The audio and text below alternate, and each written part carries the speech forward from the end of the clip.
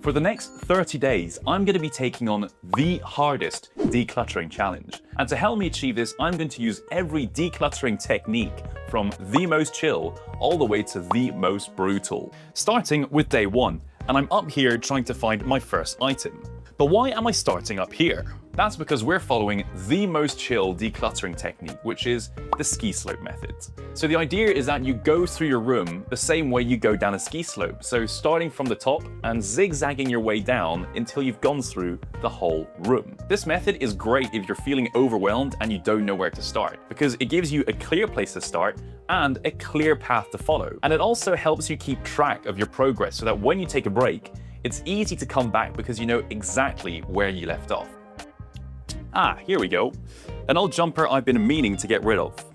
That is day one done. But it only gets harder from here because for this challenge, you have to get rid of one item on day one, 2 items on day 2, all the way up to 30 items on day 30, which comes to about 500 items in total. Now, that might not sound like a lot to you, but I feel like I'm a pretty organized guy, and to be honest, I don't even know if I have 500 items. So let's just see how far in this challenge I can go. For the first few days, I used the ski method to go through every room of my tiny little flat. And I was just getting rid of all the old and broken stuff that I knew I had to get rid of, but I just never got around to doing. Now, here is a little quiz for you. Why do you think I'm getting rid of all these shoes? Could it be because they're old and worn out? Could it be because I don't like the style? No, it's because some idiot keeps on buying shoes that are just too small for him. Anyways, going through the whole flat with a ski method was actually pretty chill because I was just getting rid of things that were broken or I really didn't want. And if you want to do an in-depth declutter and you're feeling anxious about it, doing a first easy pass like this can be really useful because it trains that declutter muscle and it helps you prepare for all these harder decisions to come. Following the ski method got me all the way to day 10 out of 30, which sounds good, but it actually only means that I'm 10% of the way there, and I've already gotten rid of all the rubbish. But fear not, because we're going to use our next and more brutal decluttering technique, the Kon Mari Method. The philosophy here is that you only want to surround yourself with things that bring you joy. Before, we were going through everything room by room, but the Kon Mari Method goes through everything by category, starting with clothes. I started by separating everything into 2 piles because everything you use a lot or that is useful is safe. Now, with the rest, you're supposed to pick them up one by one, and if the item sparks joy, you're supposed to keep it, which sounds really wishy-washy, but I gave it a go. And after doing this for a bit, I started to understand what this whole sparks joy thing was supposed to mean. Here we go, this t-shirt. I don't wear it much anymore because it's getting a bit old and the collar's a bit stretched, but it's just one of those t-shirts that I really liked and I've got lots of really good memories with. And then we have this one. So when I bought it, I wasn't too sure about it and I never really liked the way it fit. And every time I see it, it kind of reminds me of those negative feelings. So this one, God. Doing this was surprisingly easy and I think I figured out the sneaky reason why. So normally you're asking yourself this pretty tough question, which is, what do I want to get rid of? But here you're starting with everything in a pile and you're asking a much easier question, which is, what do I really want to keep? And then you just chuck everything that's left in the pile. So it's kind of like a cool mental hack that lets you declutter, but in reverse. And when you're done with the clothes, you can go online and find these super useful Kon Mari checklists so that you don't miss a single category. But the one category that killed me was papers. I mean, it took me days to get through all my old files and documents. But when I was done, I had way over 300 individual files and documents that I was going to get rid of. And if I counted each of them individually, I mean, the challenge would pretty much be over. So to keep things interesting, I counted all these files as 7 days worth, which means that at the end of the Kon Mari method, I was at day 20 of the challenge. So I've already gotten rid of all the stuff I don't want, but we're not even halfway through this challenge. But next on our list is Swedish death cleaning. So the philosophy here is that you're decluttering so that when you die, you're not leaving a whole bunch of stuff that other people are gonna have to spend weeks or months going through, which would really leave like a sour aftertaste on your memory and your legacy. Again, all the stuff you use all the time and all the useful stuff is safe. And at the moment, all the extra stuff we have, we're keeping because it brings us joy. But will keeping these extra items make anyone else happier? Because if I die and nobody else wants it, some poor soul is going to be stuck with the task of going through my extensive collection of. This is where things get interesting, because you're going to have to start getting rid of stuff that brings you joy. For example, at university, I was part of a robotics team, and we were flown out with our robots to compete in this big international event. I mean, it was such a great experience, and of course, I kept a few things as souvenirs. Now, although these souvenirs have all been kept in a box under my bed for like the last 5 years, they do mean a lot to me and they bring back good memories. But will keeping a lanyard or some printed t-shirt make anyone else happier if I kept it?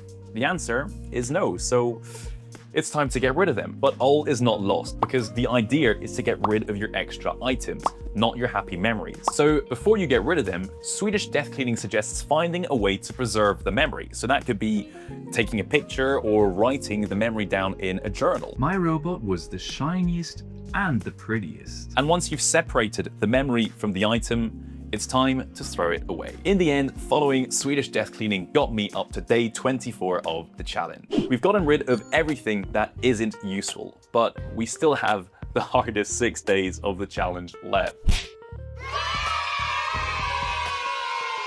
But with the next technique, nothing is safe. We're doing minimalism. The philosophy here is that you're only keeping the bare essentials, because the less things you have, the less things you have to worry about. And clean and empty spaces make your surroundings feel bigger and lighter, which is especially appealing when, you live in 200 square feet. The issue is minimalism is super broad, and there are just like hundreds of different rules. But I've selected 2, which I think will whittle all my possessions down to the bare minimum. And they both have cool names, so, what more can you ask for? I've got these 3 items, and I'm gonna let you comment which one you think I'm gonna get rid of. Let's start with the fork. So can I replace this for under $20? And will it take me less than 20 minutes to do so?